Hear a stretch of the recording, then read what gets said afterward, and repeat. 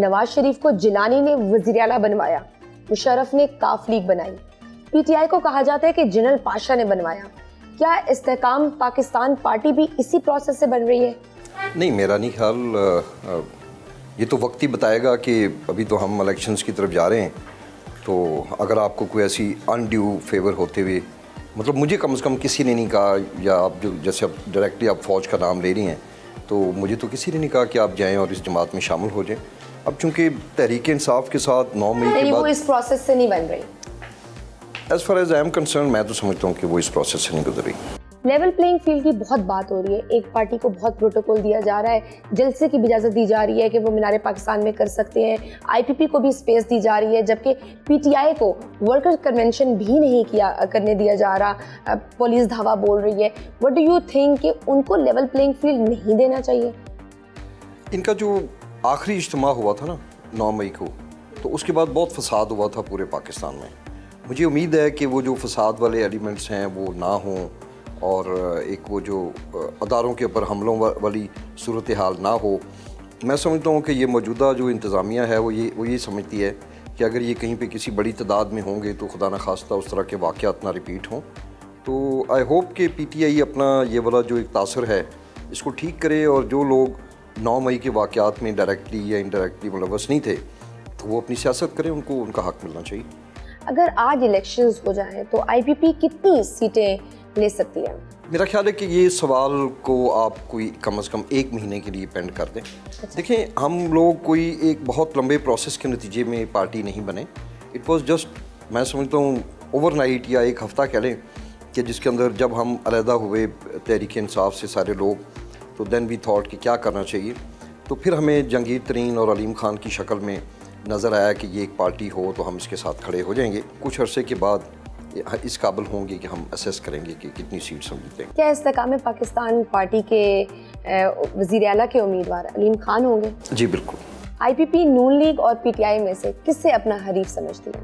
IPP नून league से, नून league को अपना हरीफ समझती है। पीटीआई आपका हरीफ नहीं, हरीफ क्या। देखें, ये जो एक तासर, मेरे साथ एक दिन शो में एक साहब बैठे हुए थे, तो उन्होंने कहा जी कि इन्होंने तो पार्टियां छोड़ दी हैं, तो ये तो 5000 वोट भी ले लें तो पता नहीं मैं क्या कर दूंगा।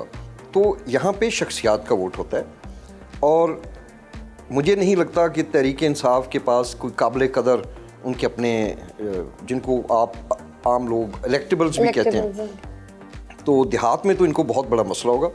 शहरों में मुझे नहीं पता, अगर कोई भी कैंडिडेट खड़ा हो जाए तो लोग उसको वोट दे देंगे, भले लोग जिसको भी फॉलो करते हों। इस एरिया में जिधर आप बैठी हैं यहाँ पे बहुत मैटर करता है कि आपने वोट किस शख्सियत बरादरी को, ज़ात बरादरी कितना इम्पैक्ट डालती है। बहुत ज़्यादा इसका फ़र्क होता है, और बरादरीज़म के इश्यूज़ भी हैं। और मैंने एक चीज़ अपनी तरफ से करने की कोशिश की, वो यही थी कि बरादरी की वजह से किसी को फौकियत नहीं मिलनी चाहिए। हमारे यहाँ पे सबसे बड़ी अराई बरादरी है, फिर डोगर हैं, और भी बहुत बड़ी बड़ी बरादरियाँ हैं। मैंने तो अपने साथ सबको लेके चलने की कोशिश की थी। मीनारे पाकिस्तान पर आप कब जलसा करने लगे हैं?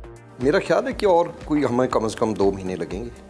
अभी हम अपने आप को गैदर कर रहे हैं। जो जहानिया का जलसा था उसने हमें बहुत मोटिवेट किया।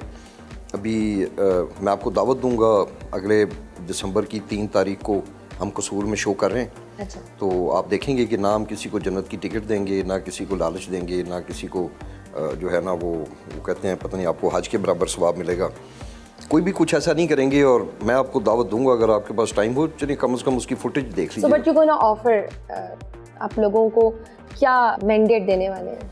देखिए, हमारा जो मंशूर है वो हमने थोड़े दिन पहले डिस्क्लोज़ किया है। उसके अंदर बहुत अच्छी चीज़ें हैं। अगर मैं समझता हूँ कि अगर हम उसमें से आधा भी मुकम्मल कर लें तो इस मुल्क की, और इस स्पेशली मतलब हम तो ज़्यादा सूबे पे फोकस करें, तो सूबे की आवाम की तकदीर बदल जाएगी। फॉर एग्ज़ाम्पल, हम लोगों को वो जो 50 लाख घर वाला फार्मूला है वो बिल्कुल इम्प्रैक्टिकल है, वो आप नहीं दे सकते, आपकी गवर्नमेंट की इतनी कैपेसिटी नहीं होती। तो मैंने उस वक्त भी ये कहा था कि बजाय इन लोगों को घर देने के, आप ये जो डिज़र्विंग लोग हैं इनको आप प्लॉट्स दे दें। तो प्लॉट्स तो आपने बड़ी आसानी से बगैर पैसे खर्च किए भी आप, अब जैसे मेरे गांव में 8, 10, 12 एकड़ सरकारी जगह है, इसमें से हम 2-3 एकड़ के अंदर एक छोटी सी डेवलप करके हाउसिंग कॉलोनी 3-3 मरले के हम लोगों को प्लॉट दे दें, तो वो जो लोग हैं वो अपनी कुछ अरसे में 2-4 साल में अपना कोई ना कोई रहने का ठिकाना बना लेंगे। फिर इसी तरह हमने बोला कि हम 12.5 एकड़ से कम जो ज़मींदार हैं इनको हम फ्री बिजली देंगे। कहने को बहुत मुश्किल है मगर मैं इसको बहुत आसान समझता हूँ। आपने इन सब को सोलर सिस्टम पे कन्वर्ट करना है। आप आहिस्ता आहिस्ता करें। 5 साल का अगर अल्लाह ने हमें वो दिया, हमें टाइम दिया, तो मैं आपको इंशाअल्लाह ताला आपको नज़र आएगा कि ये हम सारे काम जो है हम कर लेंगे। हमारे पास पाकिस्तान में इतनी कैपेसिटी है।